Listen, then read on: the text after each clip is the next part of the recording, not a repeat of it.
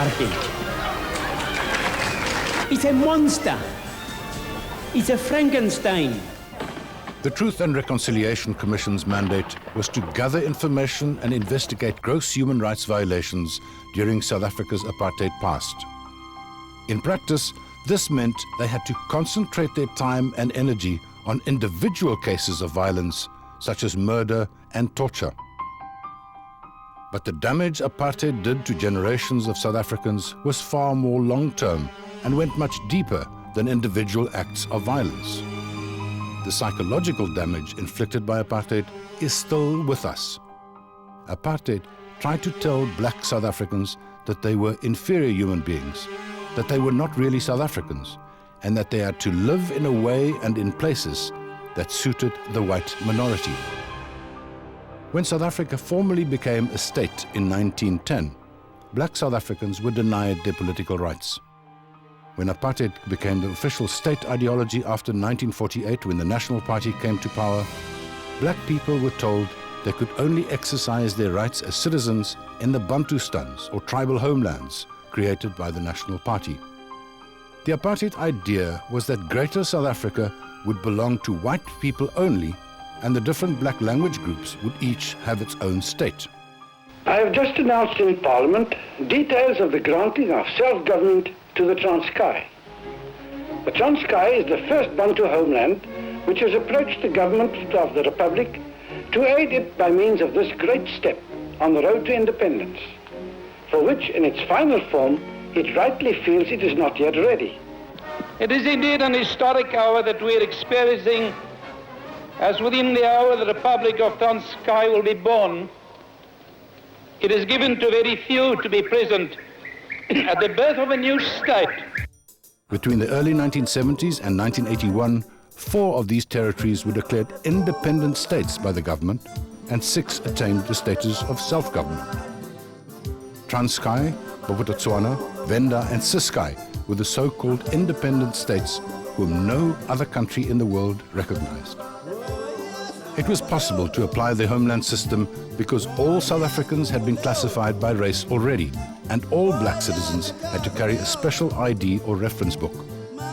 These passbooks, as they were widely known, determined where a person could live and work. The passbook system was probably the greatest single human rights violation of our past.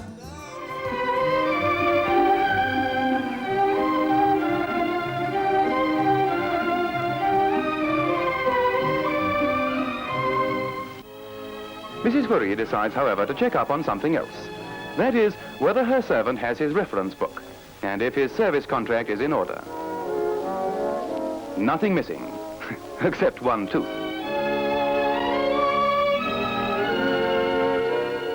But with or without teeth, photographs are taken at the offices of the Department of Native Affairs, where these workers are registered and assisted in finding work in urban areas.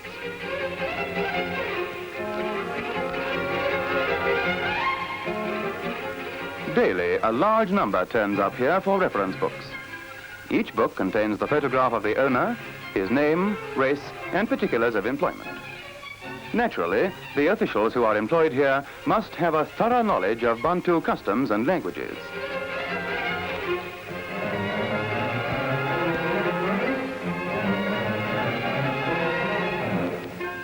Ah, he's just received his reference book. I'm talking about the book of life. I'm talking about the book of life. I'm talking about the book of life. I'm talking about the book of life. I'm talking about the book of life. I'm talking about the book of life.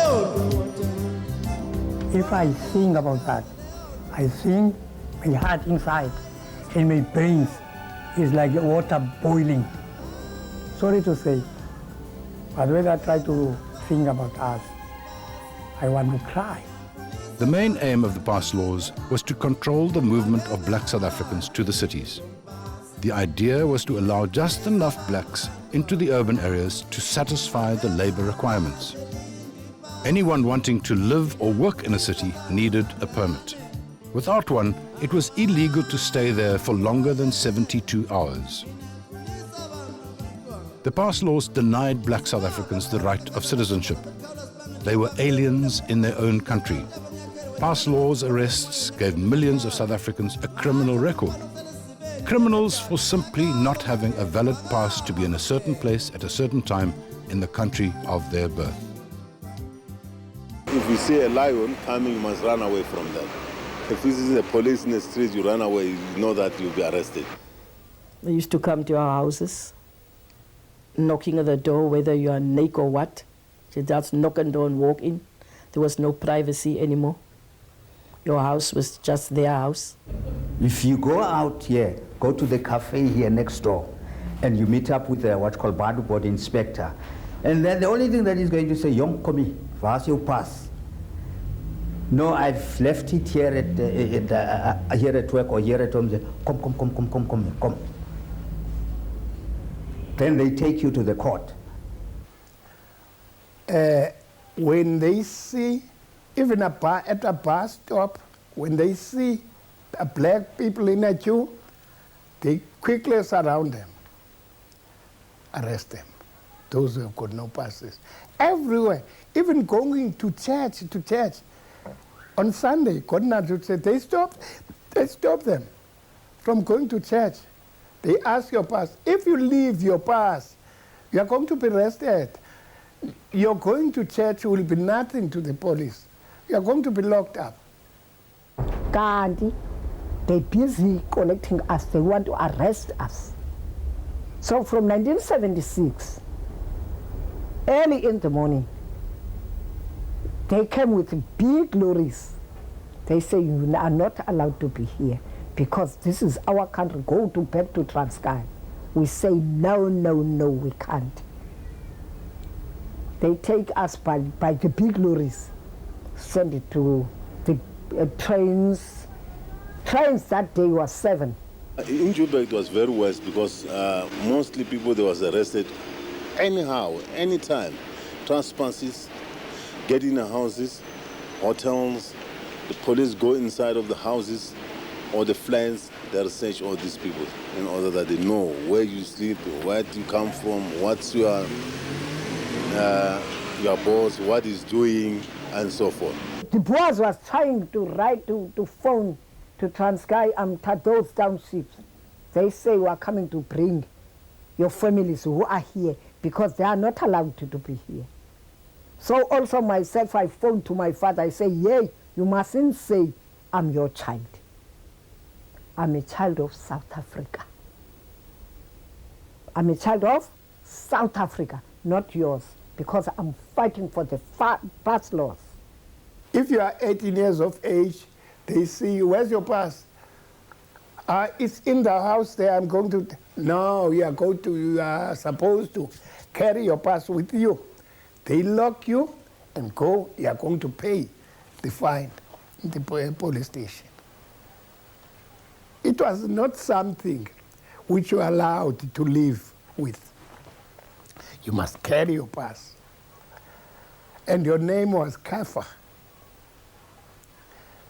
And you accepted it. The millions of people arrested for pass law offences passed through special commissioners' courts, presided over by so-called Bantu or native commissioners. The sentences varied from fines to floggings.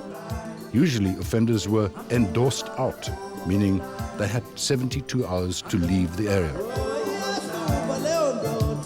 But throughout the time of the pass laws, there was always fierce resistance. It reached a peak during the Defiance campaign of 1952, when people publicly burned their passbooks and marched to the union buildings. In 1960, it was again an anti-pass campaign that led to the killing of 69 people at Sharpeville and 3 at Langa in the Cape.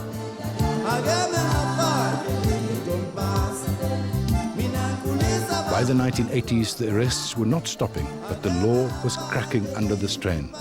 It was becoming too expensive to implement a law that people were defying more and more openly.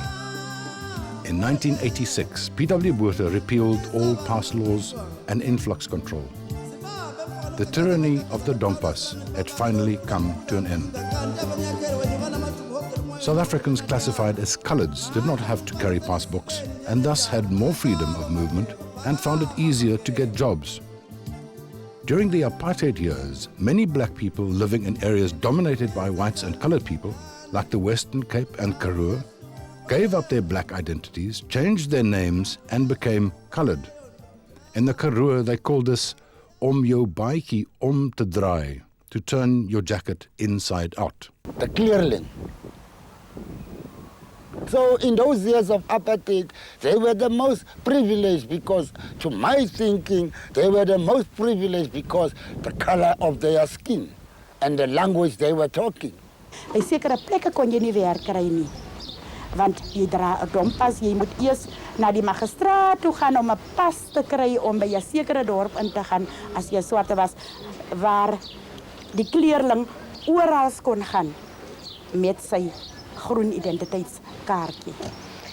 Even speaking Afrikaans was also another priority, because if you go to the bus and say you can't speak Afrikaans, then you say ek het nie tyd vir kaffers nie. Ek is geregistreer by die hospitaal as Amelia Don in Swazi. Maar in verloop van tyd het ek na 'n kleerling skool gegaan genoem Saint Teresa, 'n Afrikaanse skool. En my van Swazi het toe verander na Sais. My brother is Ndamane, but he changed to Damas, and he's living in Cape Town as Damas. He's living in Tirfley right now. He's a colored. He has never, since then, but that was even before, he's far older than I am, so he changed long ago, and he became colored. He's a colored now. His kids doesn't even know a single Xhosa word. Baie mense het van hulle vat, wat jy werklik weet. Die man is 'n swart man, ons het saam skool gegaan, ons het saam groot geword. Maar die man het nou hy's 'n Peterson of hy's 'n Higu of hy's 'n, maar hy het hom net 'n kleerling gemaak. Ek was tot in meetstander 6 was ek Isaac Masutu. En al my vriende ken my as Isaac Masutu. Baie spreek dit vandag nog so aan. En ek is trots om Isaac Masutu te wees. Maar laat in die 80s, 84, het ek amptelik Isaac dokter geraak. By verskeie geleenthede het ek werk gesoek as jong man. En dan was die eerste ding, wie is jy? Masutu sê al klaar vir ons. Baie pront het jy se kaffer. You, as you sit there, you are proud of your nationality. I was posted to take the colored nationalism through circumstances under the apartheid laws. Now, as democracy is here, equal rights for all, I must get back to my roots. The point here is my origin, my roots, my ancestors' roots. I can say what I can say, but my origin remains my origin. And the last thing which I think, it's just for somebody himself to stop feeling inferior when he is maybe amongst blacks, or when somebody says to you, "You kafir," that word will never die easily. But you must just say, although I'm not a kafir, I'm a black man, and I'm proud of it. You mustn't be afraid to say that. The apartheid ideology's aims of complete racial separation and of establishing a white South Africa outside the homelands meant that black people living in so-called white areas had to be moved. Over 4 decades, hundreds of thousands of people had their homes destroyed and were forced onto trucks and trains and moved to destinations far away. 2 examples of urban forced removals are District 6 in Cape Town and Sofiatown in Johannesburg. District 6 was for generations regarded as the soul of Cape Town. It was a colourful, creative and energetic place, mostly occupied by coloured people, but with a good smattering of Indian, white and African too. In February 1966, the government declared District 6 a white group area and began to move the inhabitants to townships in an area far from the city centre called the Cape Flats. The spirit of community was broken and people now lived in a sterile environment of rows and rows of houses. Where District 6 was right next to Cape Town's central business district and suburbs with light industries, the people now had to travel for hours by bus and train to get to their places of work. For me, you know, the human factor of this thing was very important. And that is why even in my work, I like working with a human, because I can relate to that, because I do work on what the area was like, you know, but that becomes part because I still feel. People say I'm too emotional about this thing. I'm too sentimental about this thing, but I have to be sentimental. I don't come from other areas to come and sketch what District 6 was like. I actually come from, I felt it when I was pushed out. Morning, Spooks. The name Sofiatown has become much more than a symbol of the forced removal of black people by the apartheid government. It was a magic moment in the history of the people of South Africa, a moment holding the promise of what South Africa could have been.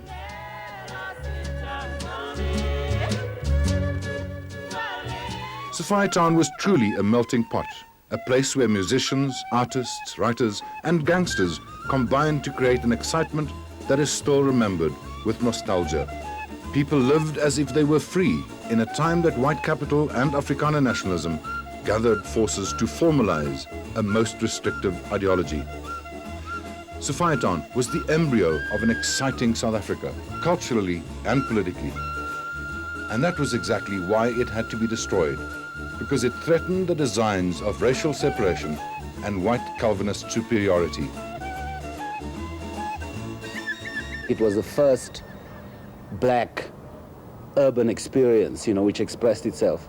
There was a huge new surge of an urban folk who were establishing, I think, a kind of an urban folklore. Your writers of the time, your journalists, your shakers and movers of the place. Sofiatown happened almost by accident. The owner of the farm, Waterval, one H. Dobianski, planned a private leasehold township for low-income white people. He named the development after his wife, Sophia, but he failed to attract white buyers to the area. It became a place where black people could buy land, and they did, alongside Chinese, coloreds, and Indians. As white South Africans rallied to bring the National Party to power in 1948, black South Africans were creating the first truly non-racial society in the country. Sofiatown was a representative of freedom to live with whoever was your neighbor.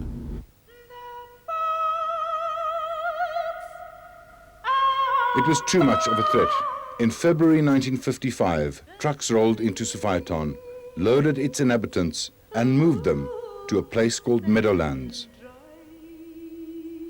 The shocking images of Sofiatown, people just being uprooted and carted away, much against their will, and quite hopelessly, you know, struggling against this thing. The machine of the National Party government at the time was just simply too strong. Sofiatown was razed to the ground, as if to erase the memory of what could have been. And in its place came triumph, victory. The sterile suburban streets that emerged in its place were indeed seen as a triumph for white rule. The spirit of Sofiatown was broken, its people dispersed. But in the life of a nation, 40 years is not that long. Triumph became Sofiatown again as South Africans started regaining their dignity. One cannot help but wonder, what would our society have looked like today if the magic of Sofiatown had not been destroyed?